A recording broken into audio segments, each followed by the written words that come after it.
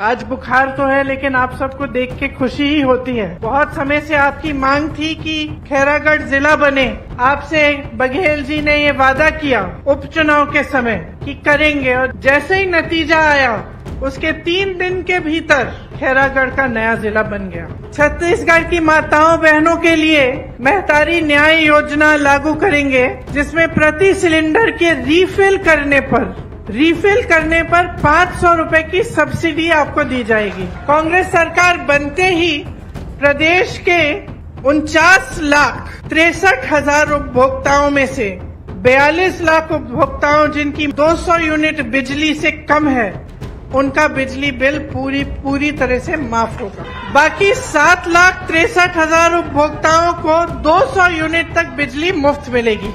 महिलाओं द्वारा संचालित स्वयं सहायता समूह के कर्ज को माफ किया जाएगा और महिलाओं द्वारा सक्षम योजना अंतर्गत लिए गए ऋण को भी माफ किया जाएगा। 700 नए ग्रामीण औद्योगिक पार्क बनेंगे।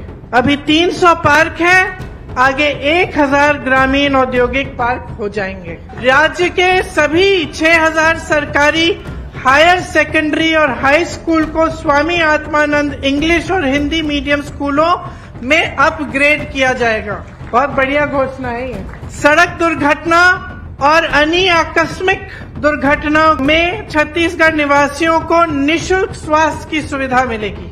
परिवहन व्यवसाय से जुड़े 6000 से अधिक वाहन मालिकों के 2018 तक से 726 करोड़ राशि के बकाया मोटरयान टैक्स ब्याज के कर्ज की माफी की जाएगी।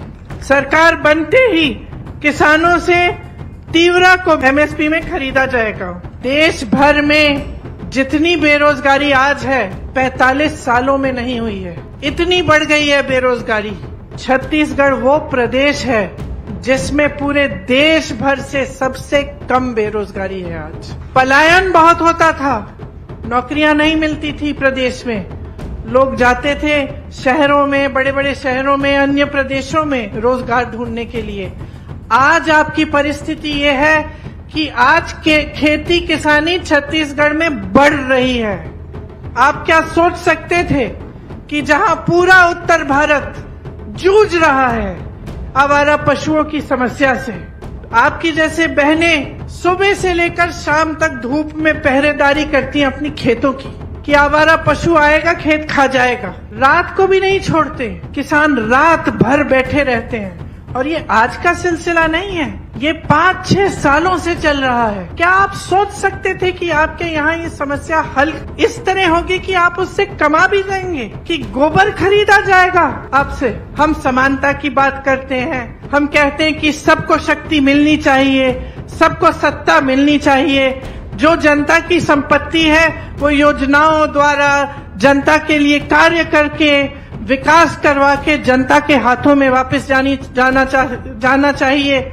ये लोग कहते हैं उठा के अपने उद्योगपति मित्रों को दे दो, तभी तो बेरोजगारी बढ़ रही है, क्योंकि जहां से रोजगार बनता है वो सब माध्यम इन्होंने बंद कर दिए हैं। जब नेता को मालूम हो जाता है ना कि उसे काम करने की जरूरत नहीं है, कि चुनाव आएगा मैं कोई अच्छी सी घोषणा कर दूंगा, मैं धर्म की बातें कर दूंगा, लोगों में दिलों में भय डाल दूंगा और बोलूंगा कि भाई तुम्हारे धर्म को सुरक्षित रखने वाला मैं हूँ और धर्म के आधार पर मैं वोट मांग लूंगा तो मेरी नैया पार हो जाएगी। वो बहुत अलग तरह का नेता होता है। जातिगत जनगणना करो।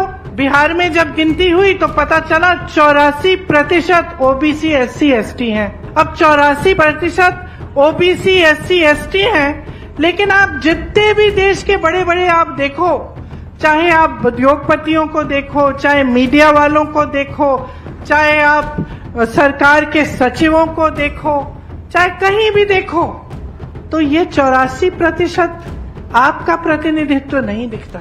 तो सारी हमारी कांग्रेस की पार्टी कह रही है कि गिनती करो। भाजपा जो सालों से कहती चली आ रही है कि हम ओबीसी वर्ग, SC वर्ग, ST का उत्थान करना चाहते हैं, मना कर रहे हैं, कह रहे हैं कि नहीं करनी, गिनती ही नहीं करनी। अरे गिनती नहीं करोगे तो विकास कैसे करोगे? महिला आरक्षण की बात करते हैं, बिल पास कर देते हैं और धूमधाम से मीडिया बाजी, मोदी जी को सब महिलाएं नमस्कार कर रही हैं कि आपने क्या कर दिया, किसी ने नहीं किया आपसे पहले। बाद में पता चलता है कि ये पास तो हो गई, 10 सालों के लिए लागू नहीं होगी, तो 10 सालों के लिए महिलाओं को अधिकार ही नहीं मिलेगा। तो मीडियाबाजी हो जाती है, प्रचार हो जाता है, पब्लिसिटी हो जाती है, जमीन पर काम नहीं उतरता। बहनों और भाइयों, यहाँ ओपीएस लागू है, जो सरकारी अधिकारी हैं वो सब जानते हैं, वहाँ मेरे पुलिस कर्मी भाई खड़े हैं, वो सब जानते हैं कि एक ही मांग है आज इनकी कि हमें पुराना पेंशन दे दो, क्योंकि हम 20 साल काम करते हैं, दिन रात एक करते हैं, हम भी देश की सेवा कर रहे हैं, तो हमें बुढ़ापे में थोड़ी सी सुरक्षा चाहिए। इसीलिए तो हमने जब हम नौजवान थे हमने सरकारी नौकरी ली। आज आप कह रहे हो कि पुराना पेंशन नहीं मिलेगा और हमारा पेंशन सुरक्षित ही नहीं रहा। और इनकी भाजपा की सरकारों वाले प्रदेश में कोई सुनवाई नहीं है। जहाँ जहाँ कांग्रेस की सरकार है वहाँ वहाँ ओपीएस लागू है। यहाँ लागू है, राजस्थान में लागू है, हिमाचल प्रदेश में लागू है, कर्नाटका में लागू है। जिस दिन आप वोट डालने के लिए जाएंगे, मेरी बातों को, बघेल जी की बातों को और साहू जी की बातों को जरूर याद रखना, क्योंकि ये वोट आपका है और आपके लिए है।